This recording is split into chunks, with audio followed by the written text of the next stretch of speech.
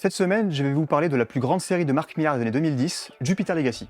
On le sait, Mark Millar aime tordre les histoires de super-héros. De Civil War jusqu'à Kick-Ass, Millar n'a cessé de proposer des digestions de récits super-héroïques en y incluant des personnages dysfonctionnels. Parmi ceux-là, la saga des Jupiter's Legacy est pour moi ce que Millar a écrit de mieux ces dernières années.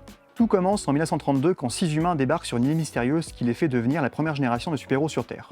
Le prélude, réuni en un seul tome, s'attarde sur les conséquences concrètes de ces pouvoirs dans la vie des personnages, que cela soit au niveau social, professionnel ou amoureux, et permet de découvrir également l'origine des conflits et des rancœurs qui seront au cœur des 2 premiers tomes. La saga principale, Jupiter Legacy, se déroulait quant à elle des années plus tard, en 2013, et s'attardait sur les enfants de cette première génération, comme Chloé et Brandon, enfants stars du plus célèbre super-héros de l'univers, Utopian. Le monde va de plus en plus mal, et les super-héros refusent toujours de se mêler de politique pour arranger les choses, mais vous vous doutez bien que la nouvelle génération ne sera sans doute pas du même avis. Et pour les retardataires, on profite de la sortie du tome 3 pour vous ressortir en pack découverte à 20€ les 2 premiers tomes de Jupiter Legacy.